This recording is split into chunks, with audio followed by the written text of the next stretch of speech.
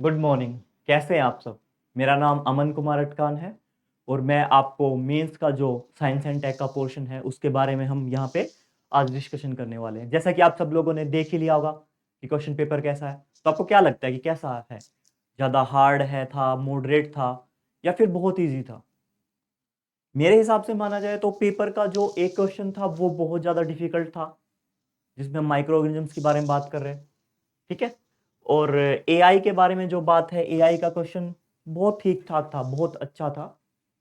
ठीक है। और सब लोगों ने जहां तक एआई में इतना एडवांसमेंट हो रहा है, जहां हम सुन रहे हैं चैट जीपीटी के बारे में और बाकी सब चीजों के बारे में, तो उस हिसाब से अगर देखा जाए तो क्वेश्चन नंबर जो 5 एआई से रिलेटेड आया था वो बहुत ही आसान था। और हम अगर बात करें क्वेश्चन नंबर 6 की, जो माइक्रो ऑर्गेनिजम्स के बारे में था, ठीक है, तो उस क्वेश्चंस में हम कह सकते हैं कि हाँ, हमें पता है कि माइक्रो ऑर्गेनिजम्स हेल्प करते हैं फ्यूल के लिए, एज अ बायोफ्यूल की अगर हम बात करें, या फिर हम फ्यूल फिल्ट्रेशन की बात करें, या फिर एडिशन, वैल्यू एडिशन की बात करें हम फ्यूल में, तो वहां पे हेल्प करते हैं। पर अगर हम बात करें 150 वर्ड्स को लिखने की, 150 शब्दों के लिखने की, तो वो थोड़ा सा डिफिकल्ट हो जाता है। ठीक है। और वैसे सबका अपना अपना स्ट्रॉन्ग पॉइंट और सब स्ट्रॉन्ग और पॉइंट्स होते हैं, तो उस हिसाब से सब लोग अपना अपना देख सकते हैं। पर मेरा अगर पर्सनली मानना है तो ये ऐसा था। और अगर हम नेक्स्ट की बात करें तो इलेक्ट्रिक व्हीकल्स की, कुछ लोगों ने क्या किया, सब टीचर्स का और सब लोगों का अपना अपना व्यू है। कुछ लोग इसको साइंस एंड टेक का पार्ट नहीं मान रहे हैं, बट मेरी पर्सनली अगर मैं मानूं तो आईसी इंजन का जो है, ट्रेडिशनल आईसी इंजन की हम बात करें, तो इस हिसाब से मैं इसको साइंस एंड टेक के पोर्शन में रख रहा हूं। है तो इन्वायरमेंट का सेक्शन भी, बट ठीक है। एंड हम चंद्रयान 3 की बात करें, ठीक है, तो अभी हम इनके बारे में डिटेल से आगे बात करेंगे। पहले हम देख लेते हैं कि यूपीएससी कैसे कैसे क्वेश्चंस पूछ रहा है हर साल साइंस एंड टेक से लेके। तो अगर हम लास्ट ईयर की बात करें, द ईयर 2022 की, तो उन्होंने 5 क्वेश्चंस पूछे थे, और 5 में से total 65 marks, 3 questions 10 plus 2 question 15 marks के। तो हम अगर रेशियो देख के चले तो 40 प्लस का हर बार है। और साथ के साथ यूपीएससी एक क्वेश्चन हमेशा ऐसा पूछता है जिसमें आपको साइंस एंड टेक्नोलॉजी की एडवांसमेंट से कुछ रिलेटेड दिया होता है। जैसे अब की बार इन्होंने यूएई के बारे में पूछा था क्वेश्चन, अगर डायरेक्टली देखा जाए तो बॉर्डर सिक्योरिटी से रिलेटेड था, बट अगर आपको अनमैन्ड एरियल व्हीकल्स के बारे में नहीं पता होगा तो आप उतना एफिशिएंसी से उस क्वेश्चन को इतना अच्छे से अटेम्प्ट नहीं कर पाओगे। तो अगर मैं नॉर्मल की बात करूं तो हर साल अगर मैं मान के चलूं तो यूपीएससी साइंस एंड टेक के पोर्शन से 50 मिनिमम तो पूछता ही है, 50 के राउंड होता ही है सेक्शन। और जो अच्छे से तैयारी कर रहे हैं उनके 35 मार्क्स तो कहीं नहीं जाते, 35 मार्क्स तो बहुत इजीली दे कैन। और बाकी सब थोड़ा सा अपना दिमाग का यूज करके, कॉमन सेंस का यूज करके हम क्वेश्चन अटेम्प्ट कर सकते हैं। ठीक है। तो देन अगर ज्यादा टाइम नहीं लेते हुए, let's go to the first question. ठीक है, हम बात करते हैं किसकी, introduce the concept of artificial intelligence. This is the part 1. And then how does AI help clinical diagnosis? This is the part 2. And इसमें थर्ड पूछा है, do you perceive any threat to privacy of the individual in the use of AI in healthcare? This is the part 3. हम अगर normal बात करें last के कुछ time में, तो 3 साल पहले यानी 2020 में इन्होंने जहां पे अब की बार एआई के बारे में बात किया है, in the year of 2020 mains में इन्होंने क्या किया था, they were talking about nano technology in the health sector. ठीक है।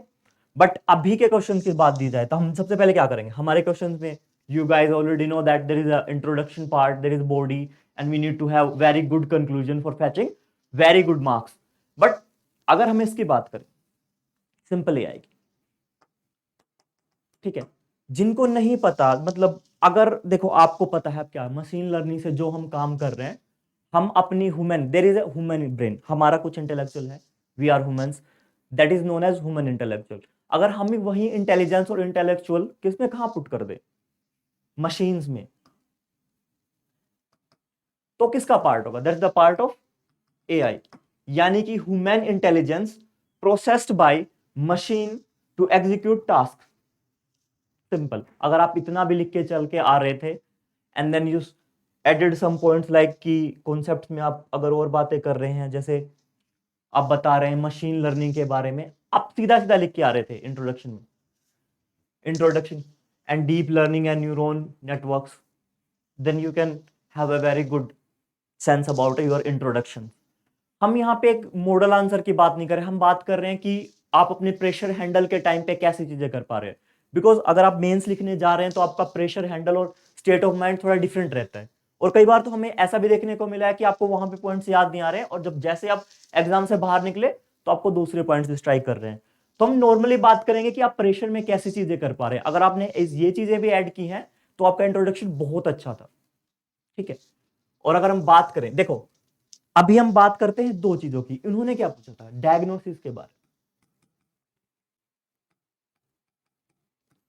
बेसिक अगर हम डायग्नोसिस की बात करें तो डायग्नोसिस दो टाइप का होता है, ठीक है। पहला होता है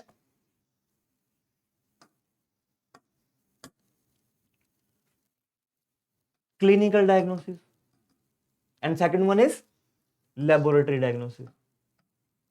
अगर आप सिंपली तरीके से समझेंगे तो ये ऐसा है कि आपको दिन में 2 बार फीवर आ रहा है, आप डॉक्टर के पास गए, ठीक है। आपने डॉक्टर को बताया कि सर डॉक्टर साहब मेरे साथ ऐसा ऐसा हो रहा है, मुझे दिन में 2 बार फीवर आ रहा है। तो डॉक्टर का फर्स्ट कंक्लूजन क्या होगा, डॉक्टर आपको बोलेगा कि आपको मलेरिया हो सकता है, ठीक है। जो सिम्टम्स के बेस पे एक कंक्लूजन बता रहे हैं, जो सिम्टम्स के बेसिस पे डायग्नोसिस हो रहा है किसका, पेशेंट का, that is categorised under clinical diagnosis. But इसको कंफर्म करने के लिए what did doctor suggest you, he suggest you for the blood test, then that kind of diagnosis is categorised under laboratory diagnosis, ठीक है। तो आपको क्या करना, आपको लेबोरेटरी डायग्नोसिस में नहीं जाना था, आपसे पूछा गया था क्लिनिकल डायग्नोसिस में, ठीक है। तो आप अगर बेसिकली कुछ क्लिनिकल डायग्नोसिस की कुछ है बीमारियां, जैसे अल्जाइमर्स डिजीज हो गया, आर्थमेटिस पार्किंसन हो गया, डिमेंशिया, अगर आप इनके बारे में लिख रहे हो, इनको ध्यान में रखते हुए अगर आप बात कर रहे हो एआई की, how AI help in the, we are talking about here second part, AI help in the clinical diagnosis, तो हम ये कह सकते हैं it's help in the early detection and second personalised treatment plan. अगर किसी को पर्सनलाइज्ड ट्रीटमेंट प्लान नहीं पता है तो मैं इसको बिल्कुल ही बेसिकली तरीके से आपको बता देता हूं। जैसे अगर आप डॉक्टर के पास जा रहे हैं तो डॉक्टर आपको क्या पूछेगा, अगर आपकी एज 30+ है तो नॉर्मली आपके पेरेंट्स जा रहे हैं तो क्या पूछते हैं, सबसे पहले पूछते हैं कि आपको बीपी या शुगर तो नहीं है, हाइपरटेंशन या, देन उसके अकॉर्डिंग ही डॉक्टर आपको सजेस्ट करते हैं। तो वो एक क्या है, वो एक एग्जाम्पल है किसका, पर्सनलाइज्ड ट्रीटमेंट प्लान का। And AI can help in the efficiency of the clinical trials, and we have reducing errors in the diagnostic images. Now let's suppose that there is if someone has TB, what are the symptoms of TB? A person have cough for more than 10 days or 15 days, then he goes to the doctor and say कि मुझे क्या है, TB का symptoms लग रहा है। तो doctor क्या करेंगे, doctor simply give a patch, और यहाँ पे पैच लगाने के लिए देंगे, और या other they go for the x-ray. But अगर पैच का प्रोसेस हम फॉलो करते हैं then what we need 3 days time. अगर पैच का कलर चेंज होता है then patient have suffering from TB. But अगर पैच का कलर नहीं होता तो क्या होता है, then person doesn't diagnosis with the TB. But what for the 3 days, it take a very long time, बहुत लंबा समय होता है 3 दिन का, ठीक है। बट अगर हम एआई की हेल्प ले, ठीक है, there is a technology XRE in which we can detect the TB with the help of AI, and the result will given in 15 minutes, ठीक है। तो AI हमें कैसे हेल्प कर रहा है, अगर आपने ये सब पॉइंट्स लिखे थे कि AI ability to detect pattern and make predictions about that you may have some future problem regarding any diseases, have you heard about some genetic diseases, genetic अनुवांशिक, जिसको हम बोलते हैं अनुवांशिक बीमारियां।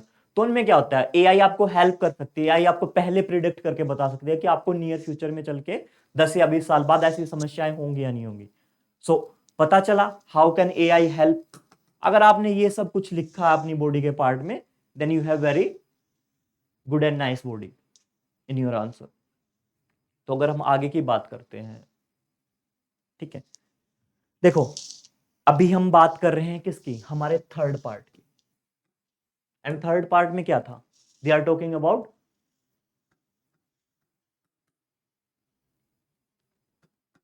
पायरेसी, ठीक है, डाटा प्रोटेक्शन। एंड नाउ हमारे साथ क्या हो रहा है, हम पर्सनल डाटा प्रोटेक्शन लेके आ रहे हैं, digital personal data protection. And उसके लिए क्या हो रहा है, बहुत इंपॉर्टेंट हो रहा है हमारे लिए। Have you guys heard about Abha? देखो आभा बहुत पुराना, अगर आभा का भी एग्जांपल आपने लिखा है, ठीक है, आभा क्या है, आयुष्मान भारत हेल्थ अकाउंट, जिसमें आपको क्या होता है 14 डिजिट का होता है, और आपको क्या करना होता है, आपकी सारी डिटेल, पर्सनल डिटेल, और आपने जो इंश्योरेंस का सब लिया है, सब किसका पार्ट होता है, आभा के अंदर कैटेगराइज होता है। तो हम वहां पे क्या कह सकते हैं कि अगर हमारा आभा में है account number, then what we have, if there is some breach happen in the ABHA, then what will happen, is the direct breach in the privacy of a person।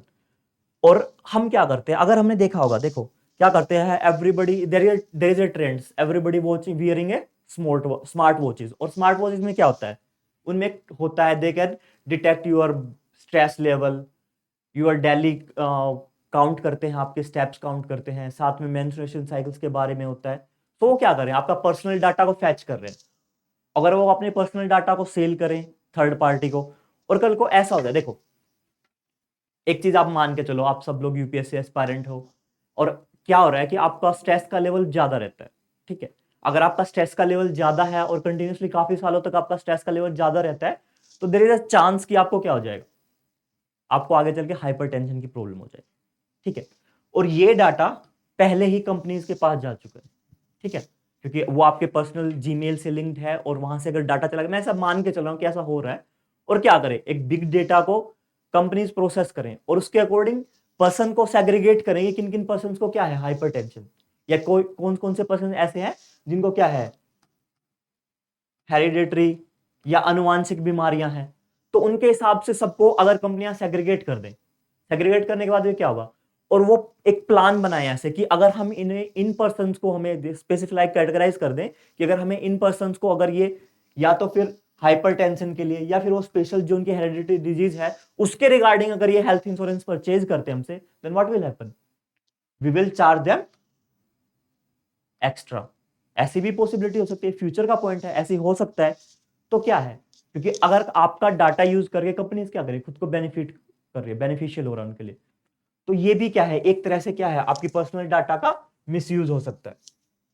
तो इसको अगर हम कंट्रोल करने के लिए, देखो मैं ये मान के चल रहा हूं कि प्रिवेंटिव कंट्रोल्स और डिटेक्टिव कंट्रोल्स आपने वहां पे नहीं लिखे होंगे, ठीक है, बट ये मैं इसलिए दे रहा हूं कि यूपीएससी तो ऑलरेडी पहुंच चुका है क्वेश्चन।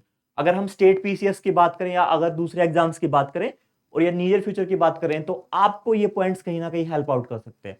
जैसे इनमें कुछ पॉइंट्स है, firewall, physical barrier, anonymizations, and access control, segregation of duties.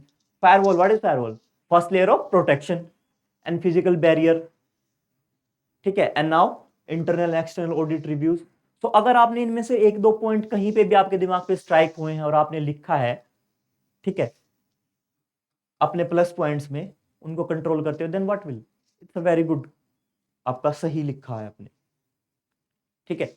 तो अगर हम अब बात करते हैं नेक्स्ट क्वेश्चन, ये जो क्वेश्चंस है, discuss several ways in which microorganisms can help in meeting the current fuel shortages। कि जो करंट फ्यूल शॉर्टेज हो रही है, सबसे पहले क्या था, हमें अगर इंट्रोडक्शन की बात करें, अगर आपके दिमाग में कुछ नहीं आ रहा था और 2 दिन पहले आपने बायोफ्यूल्स के बारे में पढ़ा था और आप बायोफ्यूल्स पे लिख के आए हैं, देन ठीक है, बट क्योंकि हम 2 दिन पहले क्या था, ग्लोबल बायोफ्यूल अलायंस हुई थी इन G20, ठीक है, और अगर आपने एग्जाम से पहले द हिंदू पढ़ा था तो इन्होंने संडे को आर्टिकल भी दिया हुआ था, बट मैं मान के चल रहा हूं कि आप वो सब अभी कहां पढ़ रहे होंगे जिन्होंने मेंस लिखा है। पर अगर हाँ, अगर आपने उसके बाद में वैसे अगर आप अटेम्प्ट कर रहे हो और अगर बायोफ्यूल्स का बारे में लिख रहे हो, तो it's a very good thing, ठीक है। तो हम बात करें सबसे पहले कैसे की, कि हर एक कंट्री में क्या है, हम ये मान के चले there is a very high increase in demand of the fuel, और जब ये हो रहा है बायोफ्यूल का, तो हम क्या कर रहे हैं, we need to increase our biofuel and ethanol blending demand, ये भी इंक्रीज हो रही है, ठीक है। और रिसेंटली G20 समिट में क्या हुआ था, बायोफ्यूल अलायंस के बारे में बात की हुई थी, ठीक है। अब मैं ये मान के चल रहा हूं कि आपको अगर मोटा मोटा देखा जाए तो आपको नाम तो याद किसी को ही रहा होगा, कुछ पर्सन ऐसे हैं जिनको रहा होगा, जिन्होंने अभी के बार एग्जाम दिया। बट कुछ लोग ऐसे हैं जिनको नहीं याद रहा होगा, बट अगर वो अटेम्प्ट करते हैं इसको कैसे, सिंपल बिना नाम के। आपको ये तो पता है कुछ माइक्रोब्स हैं, जैसे एल्गी हो गया, हम बात किसकी करें, माइक्रो एल्गे एल्गा की, या माइक्रो एल्गी जो होती है वो क्या होता है। हैव यू हर्ड अबाउट, आपने ये भी सुना होगा जेनेटिकली इंजीनियर्ड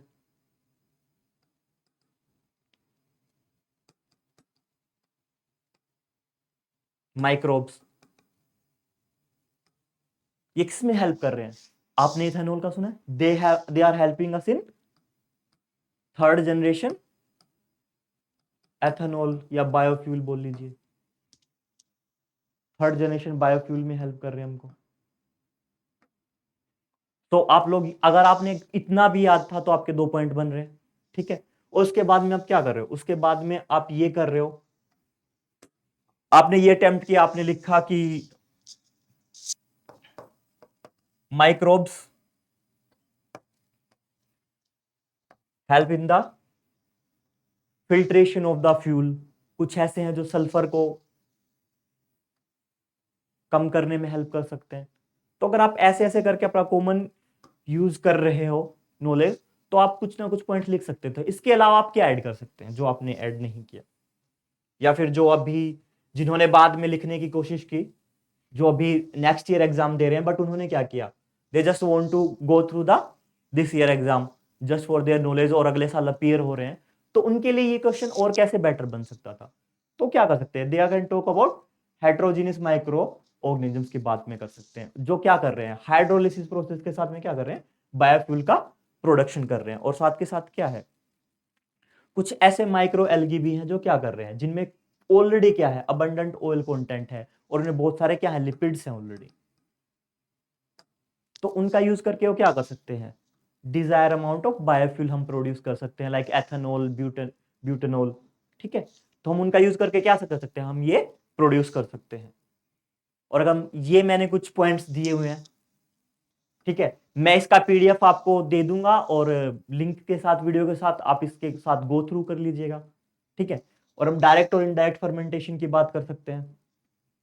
ये जस्ट ऐसे है कि आगे आपको याद रहे ऐसा पॉइंट्स, की अगर नियर फ्यूचर में स्टेट पीसीएस में ऐसा कुछ आता है इससे रिलेटेड, तो आप ये अच्छे से लिख पाओ। उसको कवर करने के लिए ये मैंने ऐसा दिया हुआ है, और आपको ये पीडीएफ के साथ में वीडियो के नीचे लिंक में मिल जाएगी पीडीएफ। अब हम बात करते हैं पहले इलेक्ट्रिकल व्हीकल्स की, ठीक है। कुछ लोग इसको एनवायरमेंट का पार्ट मान रहे हैं, तो हम अगर इसकी बात करें कि the adoption of the electric vehicles is rapidly growing world wide, हाँ हमें पता है कि ये हो रहा है। और साथ के साथ अलग अलग कंट्रीज क्या बना रही है, अपने टारगेट्स बना रही हैं कि हम क्या करेंगे, इलेक्ट्रिक व्हीकल्स को हम प्रमोट करेंगे, ठीक है। एंड देन क्या, how do electric vehicles contribute to reducing the carbon emission. अगर हम कार्बन एमिशन की बात करें, that is part of environment का पार्ट हो जाएगा। देन बट अगर हम बात करें की benefit from offer compare to the traditional combustion engine vehicle, that's we are talking about IC engines, और engines that use fossil fuels as their fuel, ठीक है। तो ट्रेडिशनल की हम बात करें, जैसे पेट्रोल और डीजल बेस्ड जो भी हमारे इंजन्स हैं, हम उनकी बात करें, तो आप इंट्रोडक्शन में क्या लिख सकते हैं, इंट्रोडक्शन में बेसिकली पार्ट की, हाँ वर्ल्ड वाइड में ऐसा, और आप स्टेटमेंट दे सकते हैं कि हाँ, कि लगातार हम देख पा रहे हैं कि इलेक्ट्रिक व्हीकल्स को प्रमोट किया जा रहा है, बहुत सारी कंपनीज हैं जो नहीं लेके आ रहे हैं। You can give the example of Tesla, Tata Nixon, ठीक है, वैसे आप उसको स्टार्ट कर सकते हो। तो अब हम बात करें कि how the electric vehicles contribute in the reduction of the carbon emission.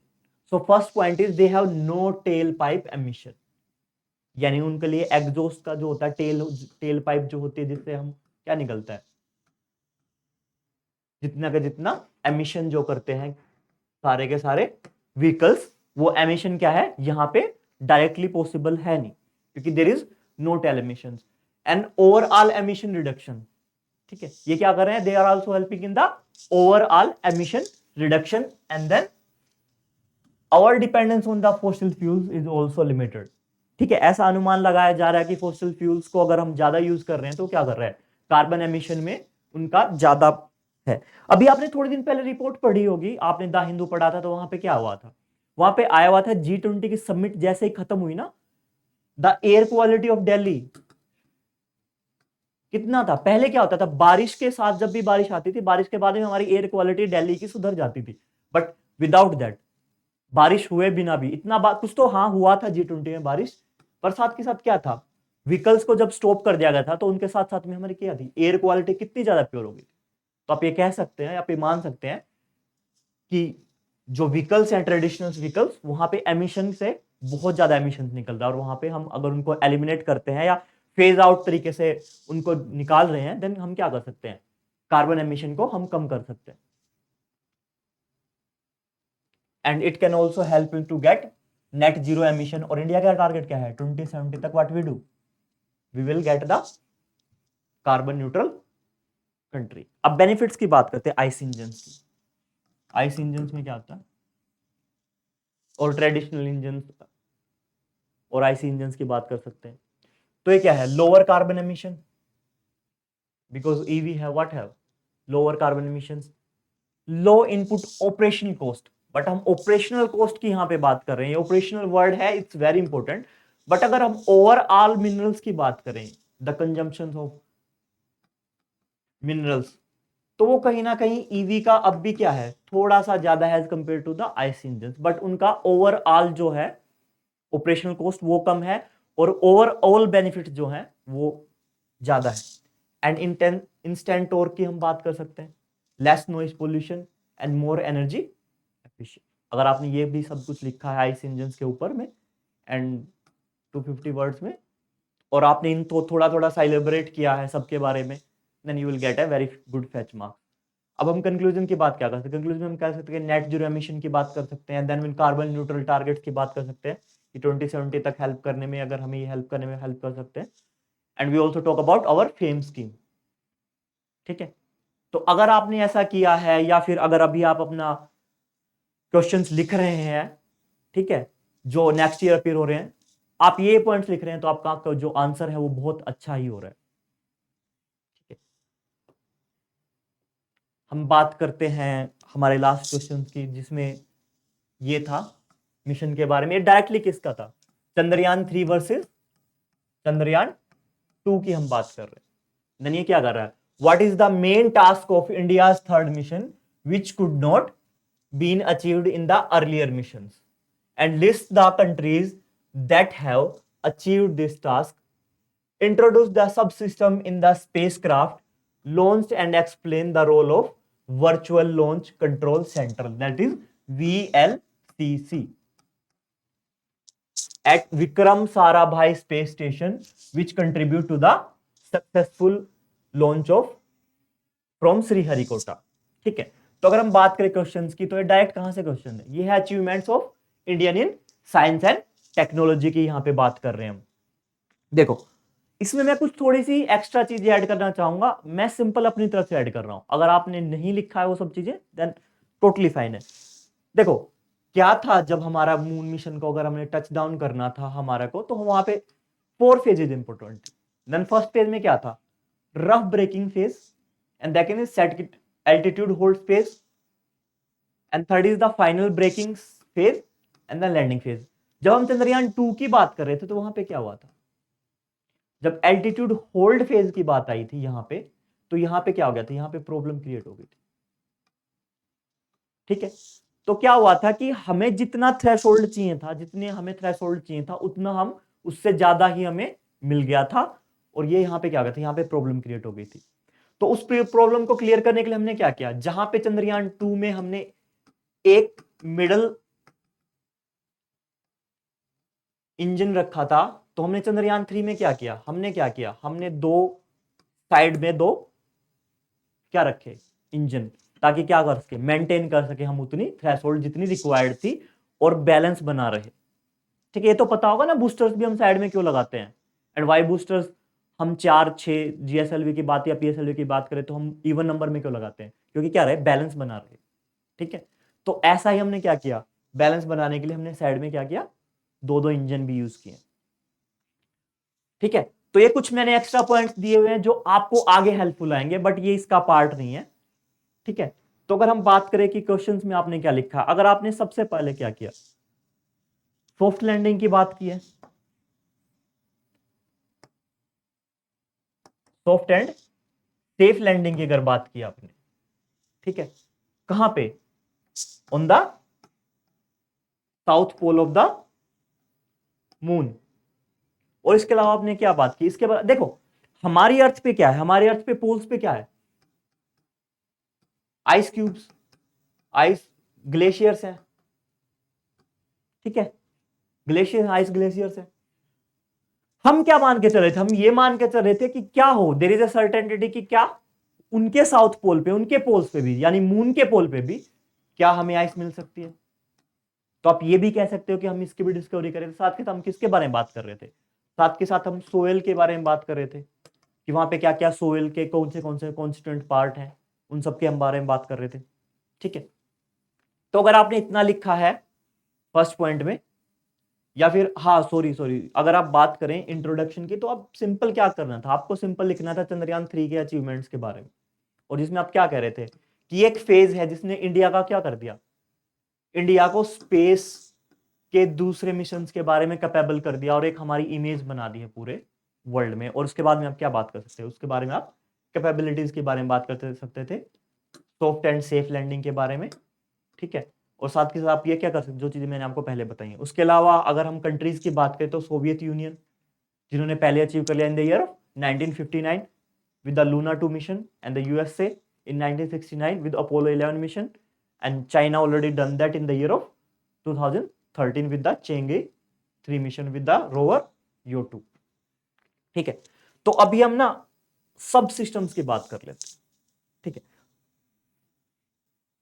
अगर हम पहले प्रोपोर्शनल मॉडल की बात करें, प्रोपल्शन मॉडल की, देन उसमें क्या था, we have pave for the discovery of smaller planets outside the exo और एटमोस्फेयर और इनसाइड इन स्पेस। बाहर जितने भी हैं हमें फ्यूचर में उनकी डिस्कवरी करने के लिए बात कर रहे हैं कि अर्थ के जैसा और कोई प्लेनेट है मौजूद या नहीं है, ठीक है। अगर आपको इतना भी, अगर मैं ये मान के चला हूं कि शेप के बारे में तो सबको पता ही था, बट अगर हम इनकी बात करें, लैंडर के बारे में, लैंडर के बारे में बात करें, विक्रम लैंडर के बारे में, तो आपको रंभा के बारे में पता होगा। रंभा का अगर आपको नाम नहीं भी पता था तो आप क्या कर रहे हो, आपको इतना पता होगा कि सरफेस प्लाज्मा के बारे में, अगर आप ऐसे भी यूज करके आए हैं कि there is an instrument use for the surface plasma density और उनके बारे में, तो भी ठीक था। Then we have ChaSTE, what did ChaSTE do, measuring the thermal properties of lunar surface region. देखो अगर हम चेस्टी की बात करें तो टी यहाँ पे स्टैंड क्या करता है, टेम्परेचर के बारे में। अगर आपको इतना याद था और आप कॉमन सेंस यूज करके वो लिख के आए हैं, then it's a very good thing, ठीक है। और मैं अगर आगे की बात करूं तो then what we have, we have ILSA, ठीक है, and they have IRA for the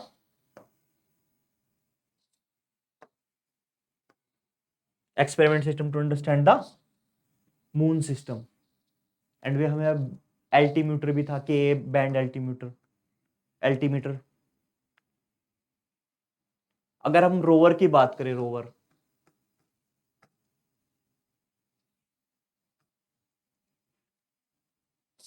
there is what we have apex, that is alpha particle x-ray spectrometer. What spectrometer do, they can find out the elemental compositions. Libs, moon surface की हम बात कर सकते हैं। And then हम बात करें VLCC की, तो ये सब कुछ दिया हुआ, आप यहाँ से पढ़ लेंगे और तो बहुत सही था आपके लिए, ठीक है। तो आप ऐसे करके क्या कर सकते हो, अपना ये वाला भी क्वेश्चन कर सकते हो। और ये इसका हम बात करें इसकी, तो this is the part of, थोड़ा सा अच्छा था, पर मैं ये मान के चल रहा हूँ कि सबको लिखना नहीं आएगा उतना, क्योंकि सब कुछ नाम याद नहीं रहते, क्योंकि हमें एग्जैक्टली पता ही नहीं था कि ये वाला भी ऐसे पूछेंगे। बट ठीक है, अगर आपने वो सब कुछ ऐड किया है विदाउट नेम, जिनका आपको नाम याद था या नहीं था, तो it's a very good part. और अगर हम यूएवी की बात करें, व्हाट इज यूएवी, सबसे पहले हम D4S की बात करते हैं, एंटी ड्रोन्स के बारे में। ये क्वेश्चन आया हुआ था जिसमें बॉर्डर सिक्योरिटी की बात करते हैं, बॉर्डर सिक्योरिटी के बारे में बताया था, problem at the border securities. तो अगर हम यूएई की बात करें तो हमारे पास D4S है, जिसको डेमोन्स्ट्रेट किया कब किया गया था, 15 अगस्त 2023 को, इंडिपेंडेंस डे पे इन्होंने क्या किया था, डीआरडीओ ने एंटी ड्रोन सिस्टम लगाया था। व्हाट वी हैव, डीआरडीओ का निशांत ऑल्सो यूएवी, आप अब 2 टर्म याद कर लीजिए, आपके लिए फ्यूचर में काम आएंगे। There is soft kill and hard kill. What we have in soft kill? देखो हार्ड किल क्या होता है, पहले हार्ड किल की बात कर लो। Hard kill is basically nothing, जब आप क्या करो डायरेक्टली आर्म अम्युनिशन का यूज करके you can destroy the UAV और ड्रोन। बट जब आप अदर इंस्ट्रूमेंट्स का यूज करो, जैसे रेडियो फ्रीक्वेंसी में डिस्ट्रप्शन कर दो, and you can send the bubbles और समथिंग लाइक दैट, कि आप गैसेज छोड़ दो, उससे क्या हो जाएगा, विजिबिलिटी लो हो जाएगी और वो अपने आप टकरा के गिर जाए। तो these kind of types are categorized under soft kill. And जब आप डायरेक्ट फायर आर्म एम्युनिशन का यूज करके आप ड्रोन को किल करते हो, that is a part of hard kill. तो यहां तक मैं आपको पीडीएफ प्रोवाइड कर दूंगा, ठीक है। Thank you so much guys.